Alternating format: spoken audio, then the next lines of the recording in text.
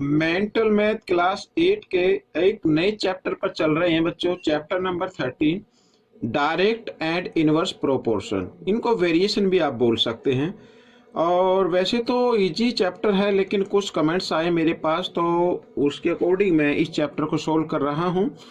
और बने रहे आप मेरे चैनल पर, वीडियो को पूरा देखें ताकि आप अच्छे से समझ पाए और समझने के बाद आप दूसरे को भी समझा पाए। मैं हूं हरी सर और आप देख रहे हैं मेरा यूट्यूब चैनल चलो कदम बढ़ाए। आइए करना शुरू करते हैं। क्वेश्चन नंबर फर्स्ट यहाँ पर मैंने बच्चों पहले से लिख के रखा हुआ है, ये देखिए, डायरेक्ट एंड इनवर्स प्रोपोर्शन। तो सबसे पहले बच्चों यहाँ पर मैं इसको टेबल के अकॉर्डिंग बताऊंगा। लिखा है X and Y are directly proportional.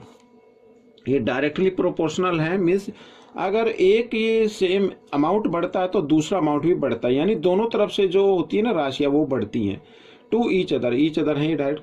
तो x1 20, y1 8, x2 5, then find y2। ठीक है, तो आप क्या करें, आप इस तरीके से एक ये टेबल बना ले इस तरीके से।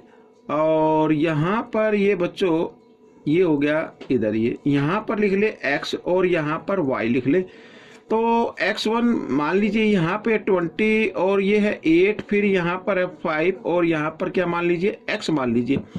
अब क्योंकि ये क्या है, डायरेक्ट प्रोपोर्शन है, और डायरेक्ट में हम क्या करते हैं, सीधा सीधा हमें रेशो लिखना होता है। जैसे रेशो ऑफ x, तो 20:5 इस तरीके से लिख रहा है, 20:5 इक्वल का साइन। अब y का रेशो लिखेंगे 8:x। तो डायरेक्ट में बिल्कुल ऐसे ही लिखते हैं, ठीक है ना, x का रेशो और y का ratio.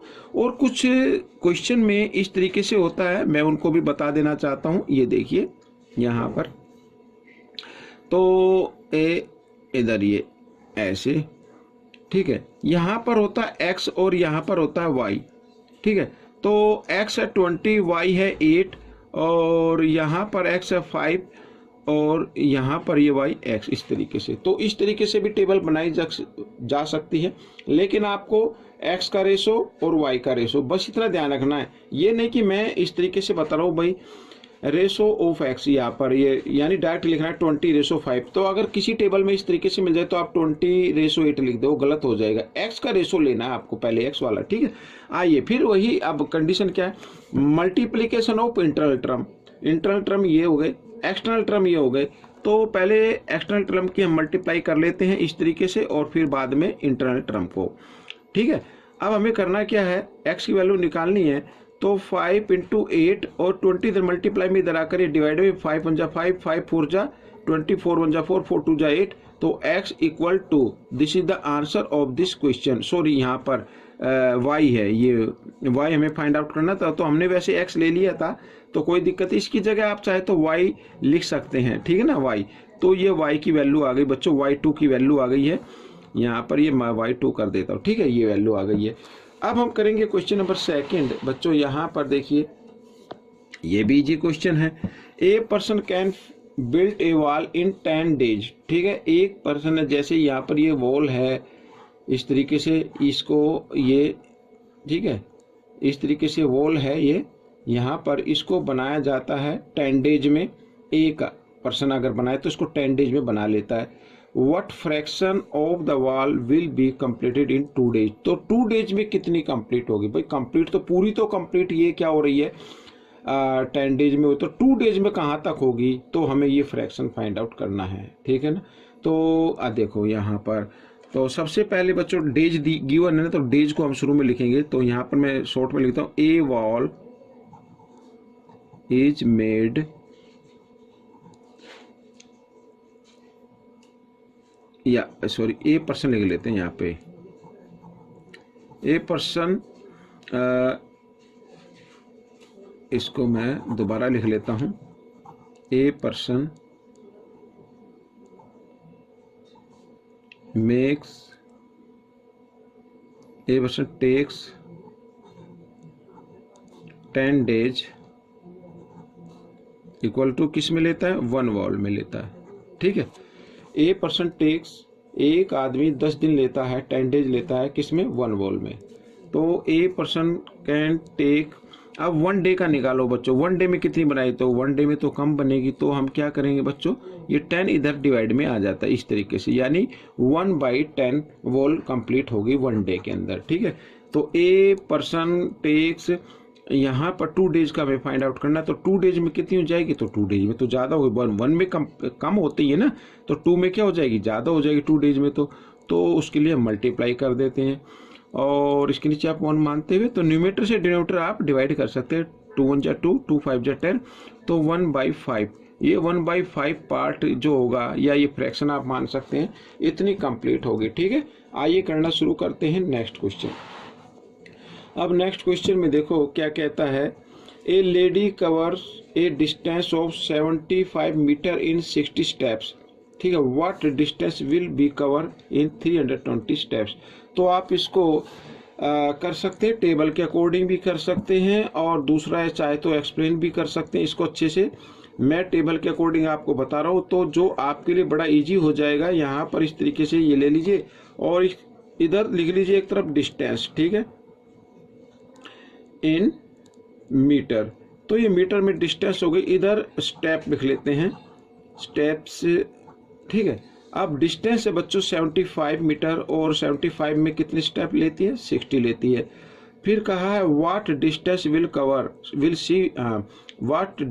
C cover in 320 steps, तो ये 320 स्टेप हो गए, तो कितनी डिस्टेंस कवर करेगी, तो मान लीजिए x मीटर कवर करेगी वो, ठीक है। अब बच्चों देखो यहाँ पर मोर स्टेप, तो मोर स्टेप में मोर डिस्टेंस होगी, तो इस तरीके के जो वेरिएशन होता है, मैं लिख देता हूँ एक बार, मोर स्टेप्स मोर डिस्टेंस, ठीक है, ये इस तरीके से, तो इसे बोलते हैं डायरेक्ट। तो क्या बोलेंगे, मोर स्टेप मोर डिस्टेंस, दोनों तरफ बढ़ गया ना, इधर भी मोर ज़्यादा हो गया, इधर भी ज़्यादा हो रहा है, तो ये डायरेक्ट वेरिएशन में कहलाता है, इस डायरेक्ट प्रोपोर्शन भी आप इसको बोल सकते हैं। तो रेशो ऑफ डिस्टेंस, तो यहाँ पर डिस्टेंस है उसको रेशो में लिख लीजिए, 70, ये देखो 75 रेशो x इक्वल, फिर स्टेप का ये जो है इसको भी रेशो में आप लिख लीजिए इस तरीके से, ठीक है। अब फिर वही करना है, मल्टीप्लीकेशन ऑफ इंटरनल टर्म, तो 60 इंटू एक्स और equal multiplication of external term 75 into 320, तो 60 इधर मल्टीप्लाई में है, इधर आकर ये डिवाइड में हो जाएगा। आइए इसको कर लेते हैं डिवाइड इस तरीके से, ठीक है।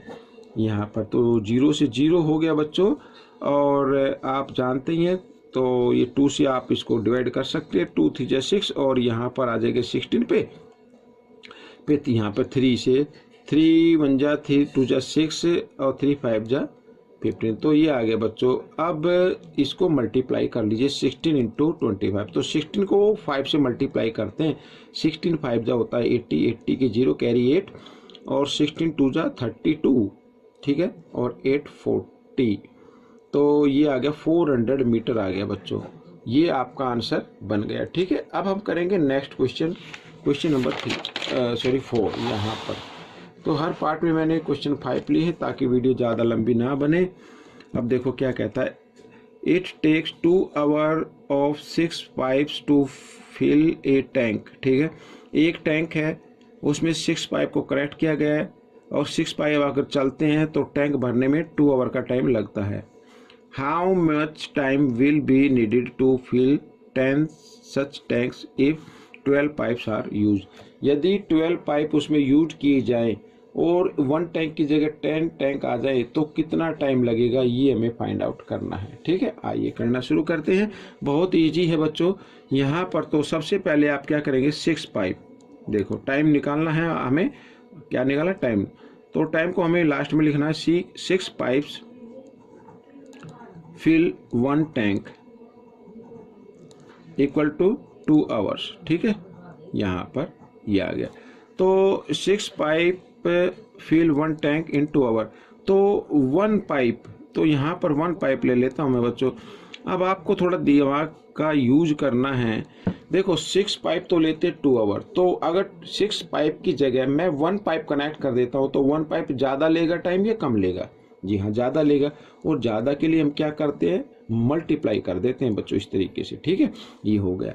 अब यहाँ पर है 12, तो 12 पाइप, तो बच्चों 12 पाइप, अब देखो 12 पाइप्स फील्ड ए टैंक।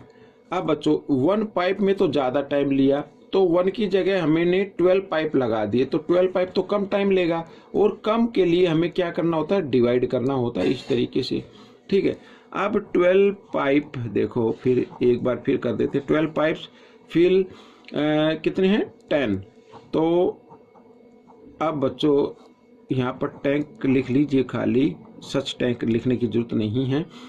तो अब देखो यहाँ पर 12 पाइप है, पहले 1 टैंक था, 1 टैंक में क्या ये आपका टाइम लग रहा था, अब 1 टैंक की जगह 12 पाइप में 10 टैंक आ गए हैं। ठीक है, 12 पाइप को 10 टैंक से जोड़ा गया है, तो इसमें क्या टाइम लगेगा, तो इसमें तो ज़्यादा टाइम लगेगा ना, तो ज़्यादा के लिए हमें क्या करना होगा, मल्टीप्लाई कर देना होगा इस तरीके से। तो 6 2 12, 12 से 12 कट गया, ये आ गया 10, तो 10 आवर्स लगेंगे बच्चों। This is the answer of this question. ठीक है, ये आपका आंसर हो गया है। अब हम करेंगे इस पार्ट का लास्ट क्वेश्चन, ये भी इम्पोर्टेंट है और इसको भी हम करते हैं बच्चों, टेबल से हम इसको करेंगे। ठीक है, टेबल के लिए बड़ा ही अच्छे तरीके से हो जाता है और जल्दी भी हो जाता है। ये देखिए यहाँ पर पहले रीड कर लेते हैं। A train is moving at 150 kilometre per hour. ठीक है, यानी 1 आवर में 150 किलोमीटर ट्रेन मूव कर जाती है, ये स्पीड हो गई बच्चों, स्पीड हो गई। How far will it go in 20 minutes, 20 minutes में कितनी जाएगी। तो बच्चों 1 आवर, यहाँ पर आप सभी को मालूम है 1 आवर में होते हैं 60 मिनट। ठीक है, 60 मिनट मैंने इसलिए लिया क्योंकि मिनट में हमें निकालना, तो मिनट में आपको लिखना पड़ेगा। यहाँ पर मैं लिख देता हूँ टाइम, ठीक है, इन मिनट, ये मैंने टाइम लिख दिया। और इधर लिख देते हैं स्पीड या डिस्टेंस, सॉरी डिस्टेंस लिख देते हैं, डिस्टेंस हो गई। ठीक है, स्पीड तो है, स्पीड से चल रही है, लेकिन डिस्टेंस हमें फाइंड आउट करनी है कि हाउ फार कहाँ तक जाएगी। तो डिस्टेंस इन किलोमीटर, ये किलोमीटर, ये डिस्टेंस है बच्चों यहाँ पर। तो अब देखो टाइम है आपके पास कितना, 60 मिनट का, तो यहाँ पे 60 मिनट लेना है। और डिस्टेंस कितनी कवर हो जाती है, 150 किलोमीटर। अब टाइम है आपके पास 20, तो डिस्टेंस कितनी कवर होगी, कम होगी, यहाँ पर मान लीजिए x होगी। अब देखो 60 मिनट में तो जाता 150, तो अब यहाँ पर टाइम क्या हो गया, कम हो गया ना, तो कम टाइम में तो कम ही डिस्टेंस कवर करेगी ना, तो इसका मतलब लेस टाइम, यहाँ पर मैं लिख देता हूँ। देखो मैंने शुरू में बताया था लेस टाइम लेस डिस्टेंस।